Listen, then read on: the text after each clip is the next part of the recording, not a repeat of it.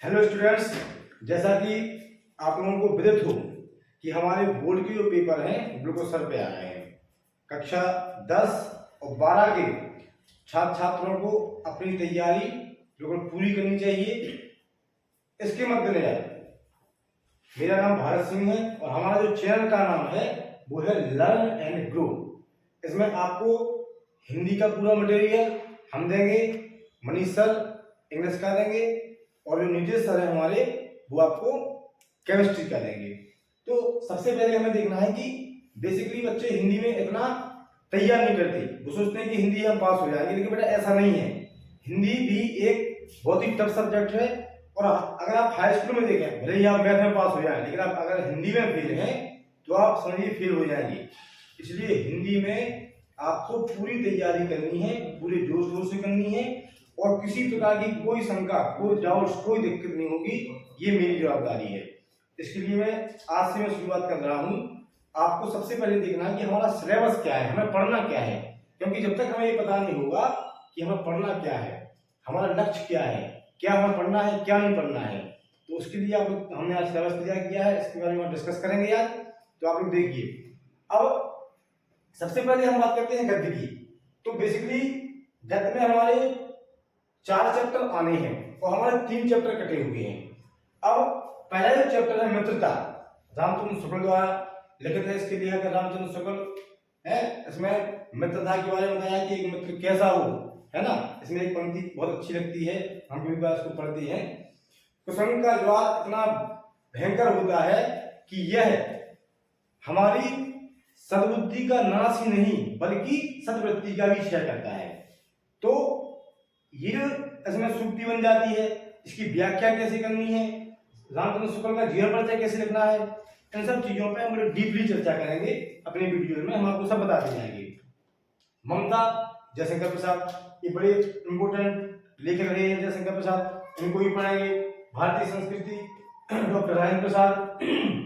इसके बाद अजंता भगवत शरण उपाध्याय, इनको भी हमें पढ़ना है। आगे हम चर्चा करें, जो पाठ नहीं आ रहे हैं उनको आप बिल्कुल भूल जाएंगे। क्या लिखूं बख्शी जी हैं, ईर्षा तू ना गई मेरे मन से, राम भाई सिंह, पानी में चंदा चांद पे आदमी, ये जयप्रकाश जी का है। तो इस पर हमें यहाँ ध्यान नहीं देना है, हमारा जो सिलेबस है हमें उस पर ध्यान देना है। अब अगर हम पद्य की बात करें, देखिए हाई स्कूल में पद्य जो है, काव्य जो है, ये इसमें बड़ा सुंदर इसमें अध्याय दिए हुए हैं, बड़े सुंदर अध्याय है। इसमें आप सूरदास जी के पद को पढ़ेंगे, इसमें आप पढ़ेंगे पहले सूरदास जी का जीवन परिचय पढ़ेंगे, उनके पद के बारे में पढ़ेंगे।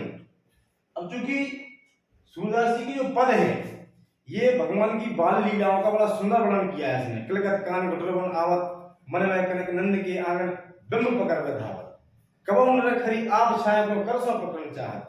ये सारी व्याख्याएं, ससुंदर व्याख्याएं, इसके काव्य सौंदर्य क्या होंगे, इसमें रस कौन सा होगा, छंद क्या होगा, अलंकार कौन से होंगे, ये सारी चीजें एक एक तोड़ तोड़ के आपको सारी समझाई जाएंगी। अगली हम अगर बात करें सूरदास जी का, तो इसमें भगवान थोड़े बड़े हो जाते हैं, तो भी बड़ा सुंदर उनका एक व्याख्यान दिया हुआ है। मैया मैं अपनी सब गाय चले हूँ, प्रात बोध बल के संग जे हूँ, तेरे कहे ना रहे हूँ, है ना। तो ये सब चीजें आपको बड़ी विस्तृत पढ़ाई जाएंगी। अगला जो हमारा चैप्टर होगा तुलसीदास जी का, धनुष भंग का है। भगवान श्री राम द्वारा जब धनुष का खंडन किया गया तो उसकी सारी तुलसीदास जी और जो रामचरितमानस है उससे लिया गया है। धनुष भंग की सारी लीलाएं इसमें आपको बताई जाएंगी। भगवान ने किस प्रकार धनुष को तोड़ा, किस प्रकार सीता जी ने राम जी को देखा और उनका जो है पानी ग्रहण हुआ। और ये जो वनपथ पर है ये बड़ी मार्मिक घटना है, क्योंकि भगवान को जब राम जब राजा बनना था उसके दूसरे अगले दिन ही उनको जो है वनवास दे दिया गया। तो वनवास में सीता जी सुंदर महलों में रहने वाली राजकुमारी थी, है ना, दूसरे दिन रानी बनने वाली थी, लेकिन अगले ही दिन उन्हें जो है वन भेज दिया जाता है। तो वनपथ पर उनकी क्या दशा होती है, वनपथ पर वो क्या संघर्ष होता है। देखिए राजा जनक भी एक राजा थे और महाराजा दशरथ भी एक राजा थे। तो महाराजा जनक ने भी अपनी पुत्री के लिए राजा का ही लड़का चुना था, राजकुमार चुना था, लेकिन भाग्य का खेल है, सीता जी ने क्या संघर्ष किया ये हमें शिक्षा रामचरितमानस से मिलती है। तुलसी के रामचरितमानस से हमें चर्चाएं, ये सीखें हमें मिलती हैं। अब इसमें वनपथ में जो दिया गया है, ये बड़ा सुंदर प्रकरण है इसका। इसमें एक हम आपको दोहा सुनाते हैं, आपको इसमें जो दिया है उसमें कहते हैं, पोरते निकसी रघुवीर बधु धर धीर दय मग में डग दय जल की बलिवान कनी जल की पुट सूख गए मधुरा धर है फिर बूझत है चलो अब के तक पण कुटी करी हो किति है तिये की लखे आतुरता पिए की अखियां अतिचार चली जित चलिए की लख आतुरता पिए की अखियां अतिचार चली जित चै। तो ये बड़ा सुंदर आपको इस प्रकार गायन करके पढ़ाया जाएगा। देखो बेटा, हमें चीजें जो पढ़नी है ये बड़े फ्रेंकली होकर पढ़नी है, पढ़ाई को बोझ लेकर नहीं चलना है, खेल की तरह पढ़नी है, ताकि हम अगर उसको बड़ी इंटरेस्टिंग तरीके से पढ़ेंगे तो वो हमारे जहन में बहुत जल्दी जल्दी उतरती जाएंगी, है ना। और हम भी अपने जब कक्षा में थे 10th में तो हम भी ऐसे ही पढ़ते थे, इसलिए हमें बड़े सब कंठस्थ हो गई हैं। आप लोग परेशान नहीं होइएगा, हम आपके साथ हैं। अब रसखान जी की बात करते हैं। बड़े ही, इनका नाम ही है रसखान, रस की खान। इतनी सुंदर रचनाएं उन्होंने दी हैं कि इनको पढ़ना अपने आप में एक बहुत अच्छा लगता है।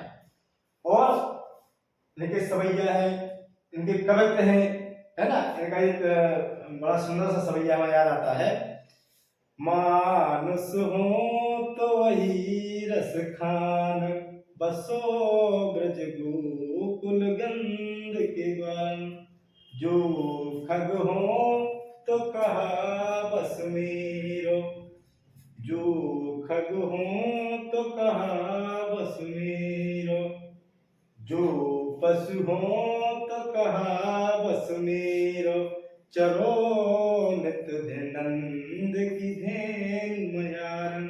ये बड़े सुंदर कवित्व उन्होंने लिखी हुई है। बिहारी जी चूंकि एक राजा दरबारी कवि हुआ करते थे, तो भक्ति और नीति क्या होती है, भक्ति क्या होती है, इसके बारे में उन्होंने बड़ी सुंदर चर्चाएं की हैं। इनका एक दोहा याद आता है, दुसह द्वार प्रजान को क्यों न बड़े दुख दंड अधिक अंधेर और जग करत मिल मानस रविचंद्र। राजा कैसा होना चाहिए, है ना, एक भूप कैसा होना चाहिए जो अपनी जनता की, है ना, रक्षा करे। इन सबको देखते हुए बिहारी जी की बड़ी सुंदर रचना है। मैथिली शरण गुप्त की हम बात करते हैं। भारत माता के जयमंगल, इस देश को गुप्त जी ने मंदिर माना है। ये कोई देश नहीं है, ये कोई जमीन नहीं है, ये मंदिर है। मंदिर में कौन सा देवता होता है। तो बड़ा सुंदर व्याख्यान यहाँ पे दिया हुआ है। मैथिली शरण गुप्त वैसे बहुत ही अच्छे कवि रहे हैं।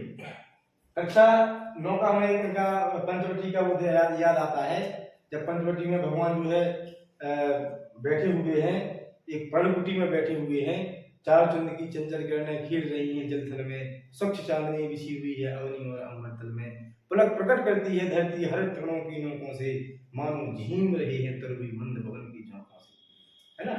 और इसके बाद आगे जब देखिए आप, जब लक्ष्मण जी इनकी कुटिया के बाहर बैठे हुए हैं रखवाली करने के लिए, तो गुप्त जी कहते हैं, जा रहा है कौन धनुर्धर जबकि भवन भर सोता है, भोगी कुसुमा यदि होगी साधना दृष्टिगत होता है ना।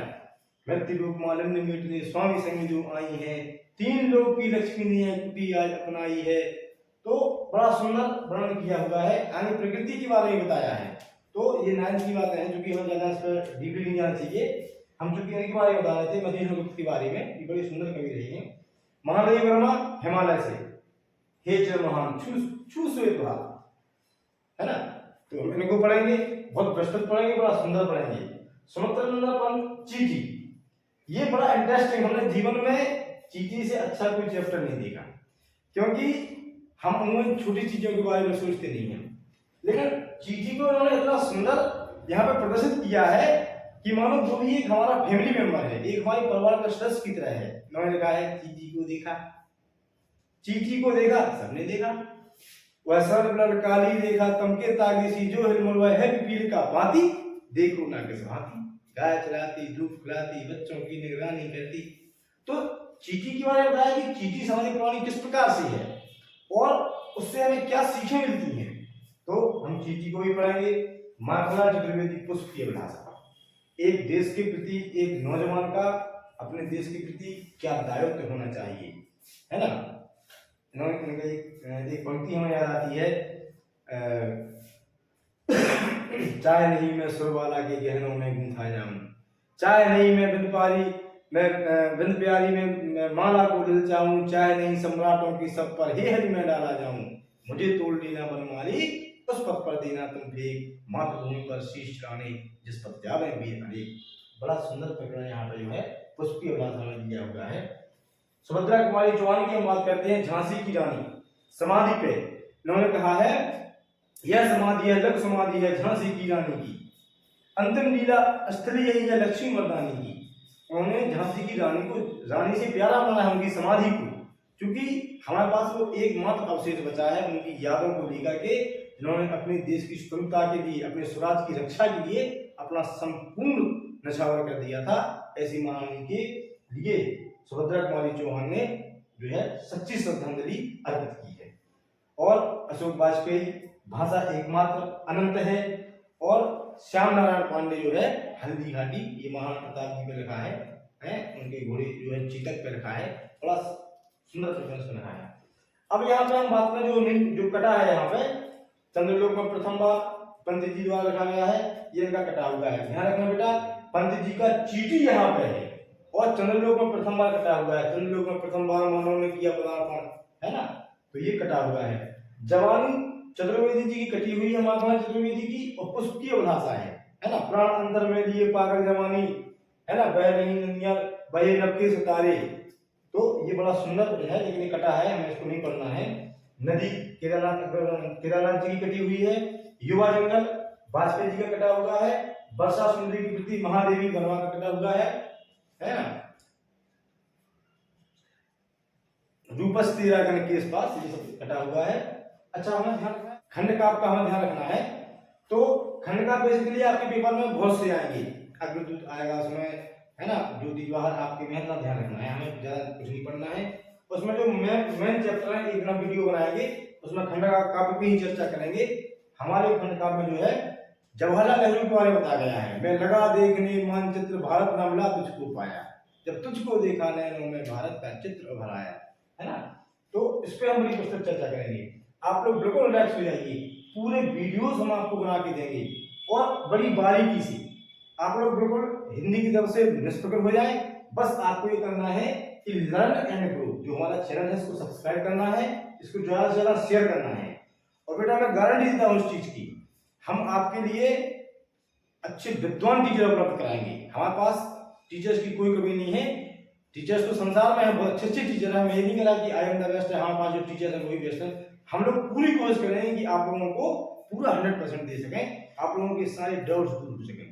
और पेपर चूंकि आ रहा है, आप लोग बड़े रिलैक्स हो जाइए।